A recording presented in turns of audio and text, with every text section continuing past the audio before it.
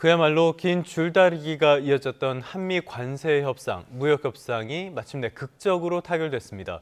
세부 내용과 함께 경제 APEC 남은 주요 일정들 짚어보도록 하겠습니다. 외교요 그리고 경제 분야 전문가 두 분 모셨습니다. 민정훈 국립외교원 미주연구부 교수, 이정환 한양대학교 경제금융대학 교수 두 분과 함께하겠습니다. 어서 오십시오.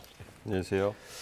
어제 저녁쯤이었죠. 트럼프 대통령이 SNS였던가요? 답변이었던가요? 그렇게 통해서 먼저 알리고 정말 극적인 타결이 됐다는 소식이 전해졌어요. 예상하셨습니까? 크게 예상은 못했습니다.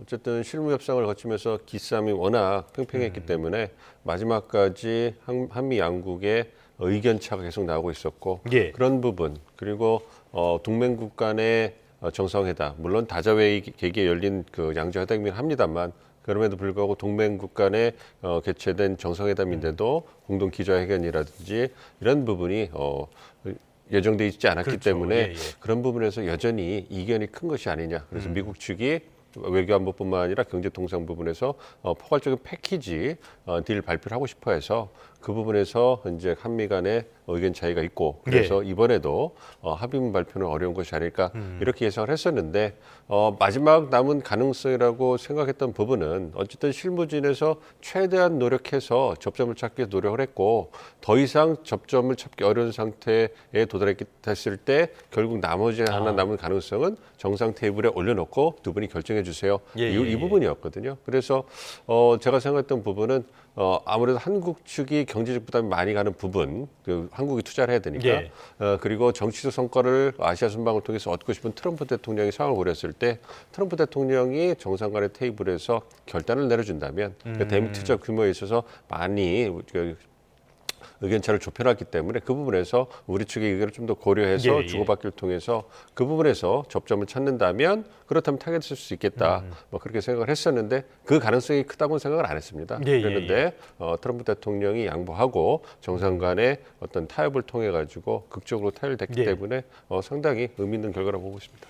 알겠습니다. 그런 측면에서는 우리가 전략을 잘 짠 거 아닌가라는 생각도 드는데요. 트럼프를 굉장히 환대해주고 금색 선물도 주고 이런 것들을 하면서 아무래도 트럼프 하면은 사적 감정이 많이 앞서는 모습들을 보여줬기 때문에 이런 전략도 주요했다고 볼 수 있을까요? 그렇습니다.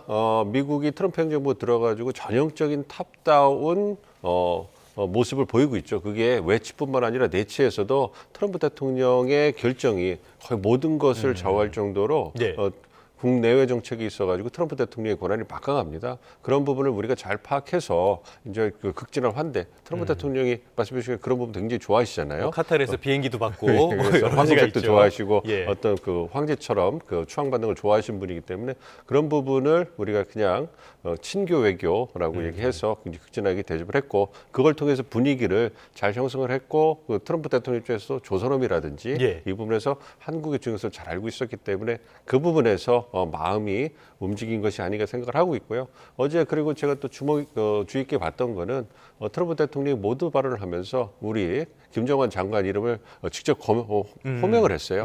그만큼 협상을 잘하고 까다로운 그 상대였다. 그러니까 트럼프 대통령 인상에 그 CEO가 저기 마인드가 있기 때문에 어떤 능력이 있고 굉장히 자기 측의 이익을 잘 대변하는 사람들에 대해서는 굉장히 각인이 되는 그런 부분이 있기 때문에 그런 부분을 보면 한국 측 협상단에 대해서 긍정적인 인상을 갖고 있었던 것이 아니냐. 거기다 극진한 환대를 통해 가지고 이제 마지막에 성과를 가지고 가고 싶은 그러한 동기까지 합쳐져서 결단을 내린 것으로 보고 있습니다. 알겠습니다. 어찌됐든 우리 입장에서는 불확실성이 많이 해소되는 그런 계기가 된 것 같아요. 자, 세부적인 내용 한번 보도록 할까요? 3,500억 달러 규모의 대미 투자 금액, 이게 굉장히 중요했었는데 2,000억 달러를 현금 투자하되 10년 동안 나눠서 투자를 한다라는 식으로 결론이 났거든요. 적절한 수준이라고 보십니까?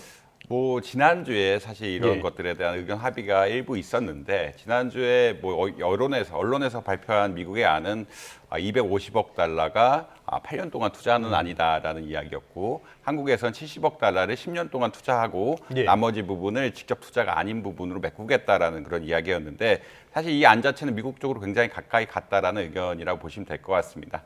그리고 8년에 대해서도 해석이 좀 분분했는데 공화당 정권이 한 번 더 하니까 이제 8년이 아닌가라는 의견이 있을 정도로 8년에 250억 달러가 정치적인 목적도 있고 현금성 목적이 있었는데 이번 합의가 된 것은 아무래도 이제 의견이 250억 달러 근처로 굉장히 근접해 간 것이 큰 역할을 하지 않았느냐. 그러니까 250억 달러는 못하더라도 이창용 총재, 한국은행 총재라든지 전반적으로 이제 우리나라 외환시장 상황을 해서 제시했던 200억 달러 수준의 외환을 만드는 것에 대해서는 좀 합의가 이루어진 것이 아니냐라는 평가를 할 수 있겠고요. 사실 200억 달러 수준이라는 것은 굉장히 큰 금액, 뭐 30조 원 가량 되는데 사실 이제 한국은행이 운영하는 외화 자산, 그래서 외환 보유가 한 4천억 정도 되고요.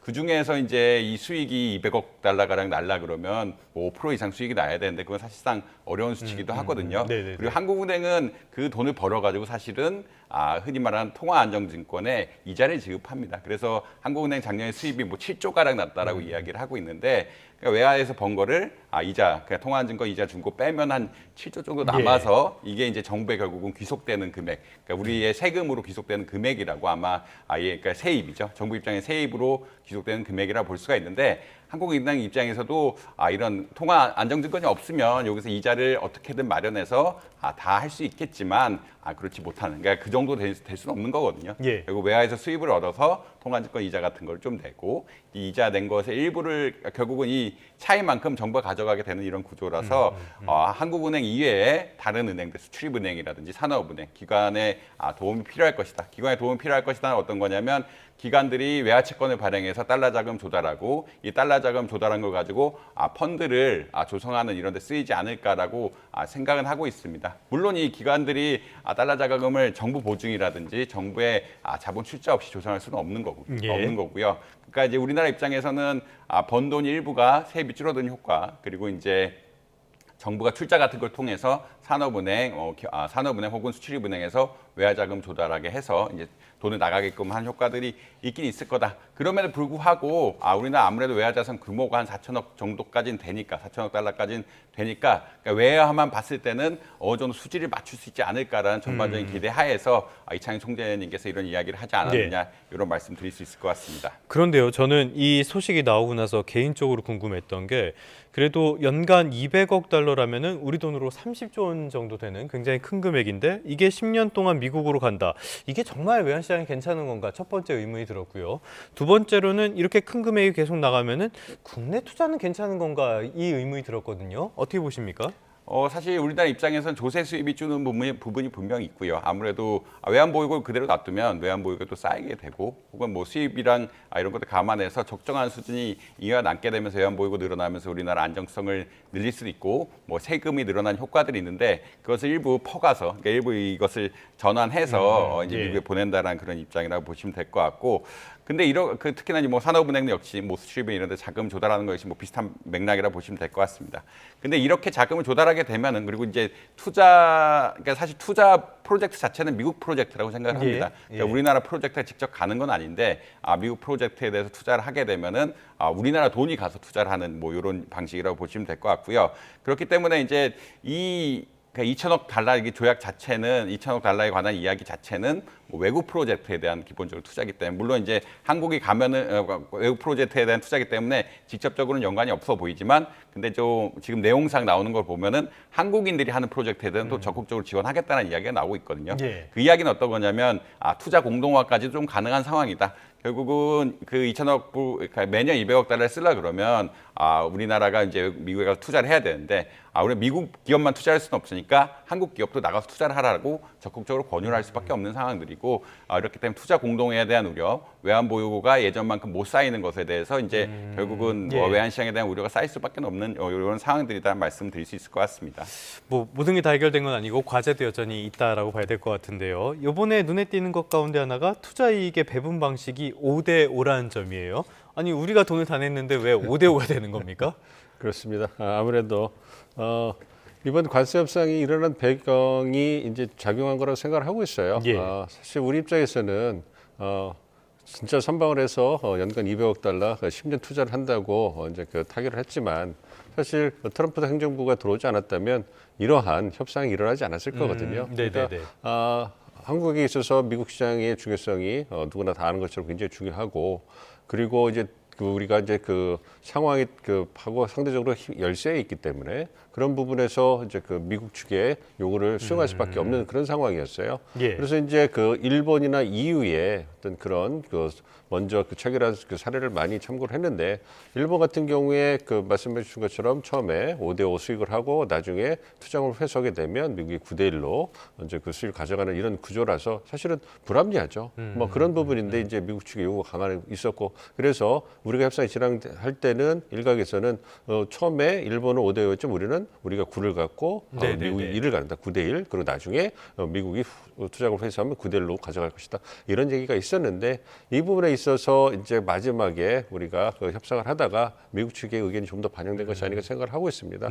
불합리함에도 불구하고 우리가 선방을 하는 입장에서 규모를 줄이기 위해서 다른 부분을 좀 더 양보를 해야 될 부분이 있지 않았겠습니까? 그런 부분에서 우리가 250억 달러를 선으로 내건 미국 측에 맞서서 우리가 많은 충격을 감내하면서 그래도 버틸 수 있다고 생각하는 것이 150억 달러, 200억 달러 부분인데 중간에서 절충하다 보니까 200억 달러. 그러니까 미국이 양보해 준 거라고 우리가 생각할 수 있는 부분이고 그래서 그 대안으로 우리가 8년이 아니라 10년 그 부분을 통해서 좀 더 안전장치를 마련한 건데요. 그런 과정에서 이제 수익 부분에서 미국 측의 의견이 강하게 작용하면서 그 부분 우리가 절충할 수밖에 없지 않았나 이렇게 생각하고 있습니다. 알겠습니다. 말씀해 주신 것처럼 선방한 결과이긴 하지만은 트럼프 2기 행정부가 아니었다면 선방할 일 자체가 없지 않았을까라는 생각도 듭니다.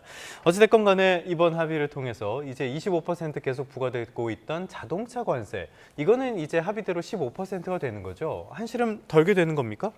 아무래도 자동차 관세는 15%로 내려가면서 일본의 자동차들이라든지 EU의 자동차업에 비해서 좀 경쟁력에 우려가 있었던 한국 자동차 수출, 한국 자동차의 대미 수출에는 긍정적인 영향을 끼칠 것이다라는 이야기는 나오고 있습니다. 그다음에 이제 이 이외에도 여러 가지 조항들이 있었는데 사실 의약품이라든지 이런 것들에 대해 최혜국 대우를 하겠다.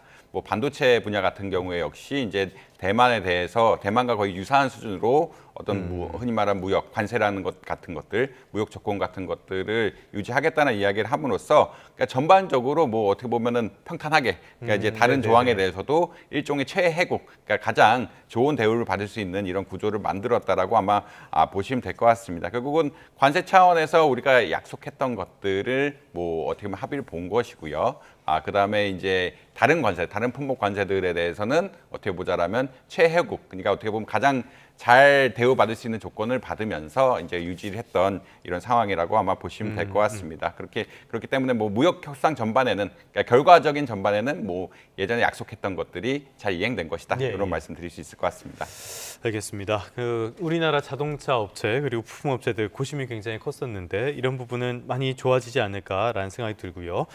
지금까지는 경제 분야 주로 살펴봤는데요. 외교 안보 분야에서도 일정 부분의 진전이 있었습니다. 이재명 대통령이 핵 추진 잠수함 이 부분에 대해서 공개적으로 언급을 했고요. 조금 전에 새벽에 트럼프가 핵잠 건조를 승인했다라는 소식이 전해졌거든요. 이런 부분은 어떻게 평가해 볼 수가 있을까요? 상당히 외교안보 측면에서는 의미가 있는 것이죠. 우리가 어쨌든 북한의 군사적 위협을 항상 갖고 있고 그 위협이 좀 증대하고 있지 않습니까? 그리고 지역에 있어서도 중국의 군사력 팽창이 이제 가시화되고 있기 때문에 이 부분에 있어서 물론 현재까지는 중국이 우리에게 직접적인 안보 위협이라고 우리 인식을 하고 있지는 않지만 그럼에도 불구하고 어떤 중국의 늘어나는 영향력은 우리가 그것을 견제할 수밖에 없는 그런 상황이 심화되고 있거든요. 그런 부분을 고려해 봤을 때 우리가 우리의 군사력을 키우는 것은 그거는 우리가 대화와 더불어서 반드시 간주되는 부분이거든요. 그런 부분에서 이제 하나의 중요한 혁신적인 획기적인 계기를 만들었다는 점에서 의미가 있습니다. 우리가 북한과의 경쟁에 있어서 북한의 군사협에 대응에 있어서 재래식 능력에 있어서는 월등히 앞서 있지만 우리가 열세를 갖고 있는 것이 핵 부분에 있어서의 능력 아니겠습니까? 그래서 우리가 한반도 비핵화를 추구하면서도 그러한 대안으로 추구할 수 있는 부분이 어떤 핵 잠재력을 확보하는 부분인데 이것이 지난 8월 정상회담에서는 한미 원자력 원자력협정 개정을 통해서 상업적 이용에만 국한되는 이런 부분에서 논의가 됐다고 알고 있었어요. 그래서 그 부분도 상당히 의미가 있는 부분이지만 그래도 군사적 측면에서 우리가 핵 능력을 확보할 수 있는 무슨 계기가 마련된다면 상당히 좋을 거라고 생각하고 있었는데 예. 이 부분에서 이제 계기가 마련이 된 거죠. 그렇기 때문에 핵추진 잠수함을 위한 핵추진 원료를 허용한다는 것은 거기에서만 끝나는 것이 아니라 핵을 우리가 군사적으로 사용할 수 있는 중요한 계기가 만들어진 겁니다. 그러니까 소형 원자로라든지 여러 가지 핵 추진 잠수함이 갖고 있는 동력을 우리가 스스로 개발할 수 있는 기술이 있고 그거에 대해서 미국 측이 허용해 준다면 이걸 바탕으로 해서 조금씩 우리가 역량 내려갈 수 있는 그러한 중요한 모멘텀이 마련된 거고 과거에 문재인 정부에서 미사일 지침을 폐기함을 해가지고 우리의 어떤 재래식이지만 그 탄도 미사일이 역량이 획기적으로 발전되지 않았습니까? 예. 그것이 이제 수출과 연결되면서 우리 방위 산업에도 상당히 기여를 했기 때문에 이런 부분을 본다면 이거의 하나의 움직임이 하나로 끝나는 것이 아니라 앞으로 상당히 긍정적인 부분을 우리 군사적 측면, 방위 산업 측면에서 가져올 수 있기 때문에 저는 개인적으로는 굉장히 중요한 성과다 이렇게 보고 있습니다. 미래 이야기를 해주셨는데요. 그러면 우리 지금 수건 가운데 하나가 한미 원자력 협정 개정 문제가 있잖아요. 이쪽에도 어떤 탄력이 붙을 가능성이 있을까요? 그렇습니다.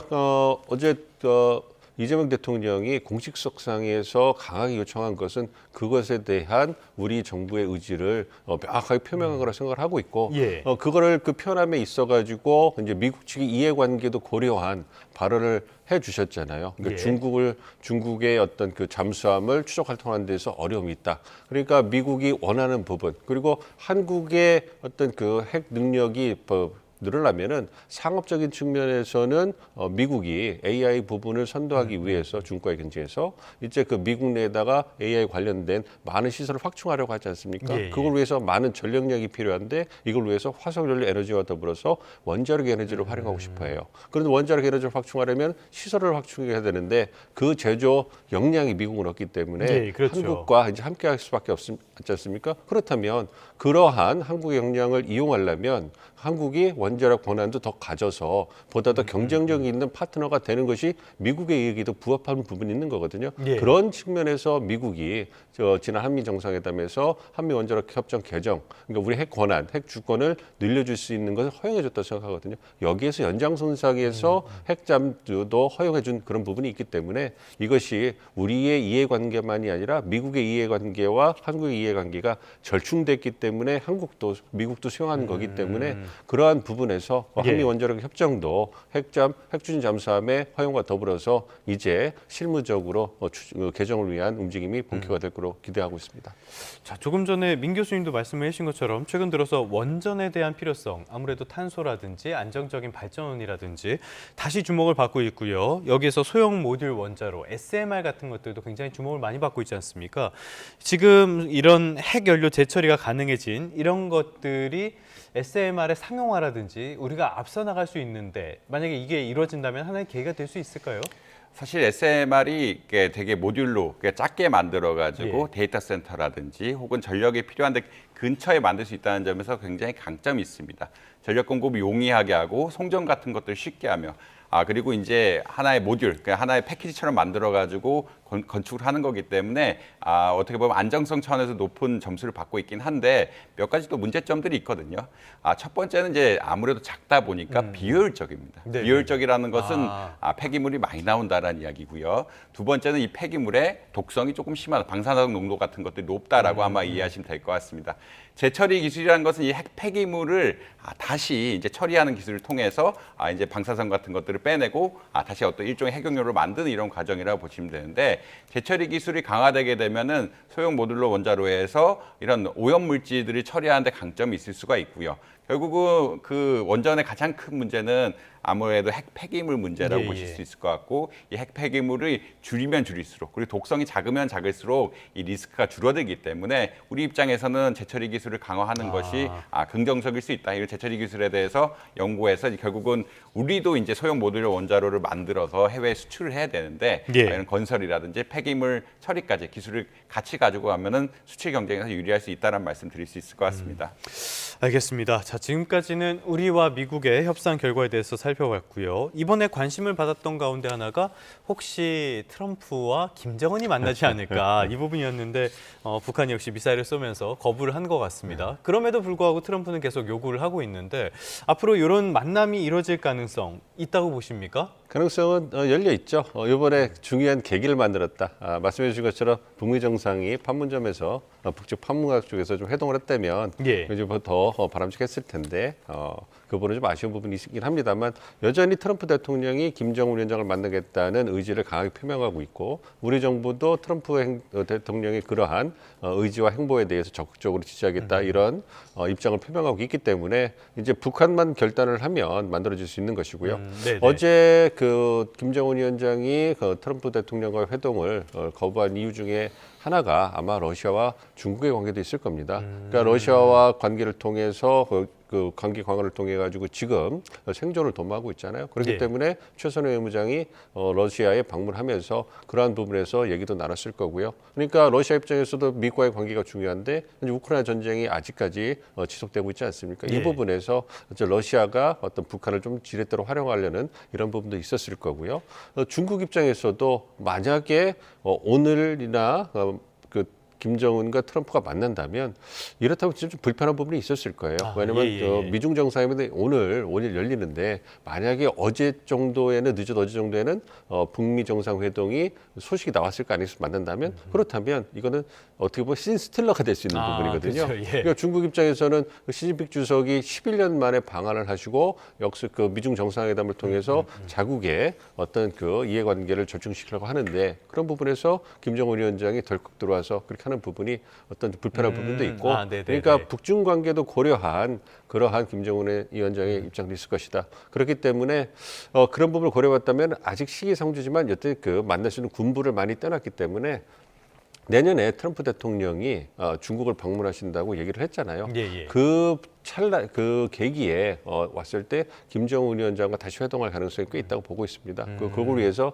이번에 회동을 준비하기 위해서 북미 간의 어떤 실무 협조가 어느 정도 이루어졌기 때문에 이제는 그거를 이제 또 발전시켜서 구체적으로 김정은 위원장이 트럼프 대통령을 만났을 때 무엇을 얻어갈 수 있을까 이런 부분에 대해서 심리적 논의가 더 된다면 그럼 김정은 위원장이 내년 초쯤에 회동하러 나올 그런 명분이 더 좋아지지 않겠습니까? 그런 걸 고려 본다면 시간은 좀 늦춰졌지만 북미 정상회담과 재활성될 가능성은 매우 높다 이렇게 보고 있습니다. 알겠습니다. 북미 상황 계속 지켜봐야 하겠고요. 조금 전에 민 교수님도 언급을 해주셨습니다만 오늘 사실은 어떻게 보면은 한미 협상보다 훨씬 더 중요하지 않을까라는 생각이 드는 일정이 하나 있습니다. 미중의 정상회담이 예정이 돼 있는데요. 일단은 분위기 자체는 나쁘지 않은 것 같아요. 사실 이제 협상 전만, 그러니까 어제 타결이 있기 전만 해도 미국과 중국의 협상이 한국과 미국의 협상보다 훨씬 잘 진행돼가고 나가고 있다라는 의견들이 많았습니다. 뭐 베센트 미국 재무장관의 의견이 발언이라든 이런 것들이 전반적으로 합의가 이루어질 것이다라는 이야기들이 많이 나오면서 협상이 잘 진행되고 있구나라는 그런 어떤 아이디어를 가질 수 있게 했고요.